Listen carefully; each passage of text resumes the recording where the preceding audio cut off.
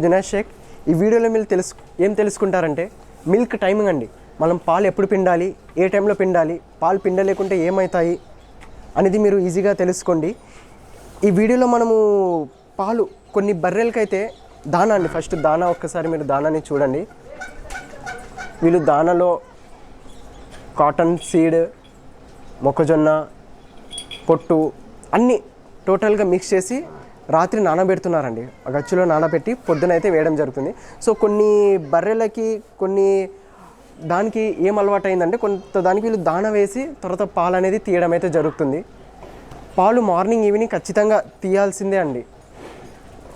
Morning అన్నా evening అన్నా ఖచ్చితంగా పాలు అనేది తీయాల్సిందే. తర్వాత కొన్ని ఆవులండి, ఆవులకి అయితే మీరు మధ్యాహ్నం పూట కూడా తీయవచ్చు. పాలు తీయకపోతే ఏమవుతుంది అంటే నార్మల్గా ఉడర్లో పాలు స్టోర్ అయ్యి ఉడర్ డిసీజ్ రావడం జరుగుతుంది. ఉడర్ వ్యాధులు, పిండకపోతే అలాంటి వ్యాధులు రావడం అయితే జరుగుతాయి. ఆ వ్యాధుల గురించి మీరు డీటెయిల్గా తెలుసుకోవాలంటే మీరు నా కామెంట్ బాక్స్లో కామెంట్ చేయండి, లేకుంటే నా నెంబర్ కాల్ చేసి మీరు నన్ను కాంటాక్ట్ అవ్వచ్చు.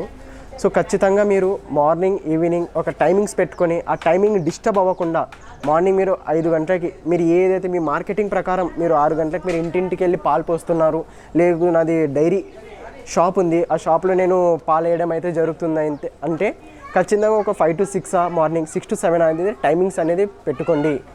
ఎటు పడితే 8 గంటలకి తీయడం, 9 గంటలకి తీయడం అలాంటివి అయితే అస్సలు పెట్టుకోకండి. సాయంత్రం ఈవినింగ్ అయితే 5 నుంచి 6, 6 నుంచి 7 ఖచ్చితంగా మీరు ఏదైతే టైం అనేది సెట్ చేసుకుంటారో ఆ టైంని మీరు సెట్ అనేది చేసుకోండి. సెట్ చేసుకుంటే మీకు ఈజీగా పాలు అయితే తీయడం అయితే జరుగుతుంది.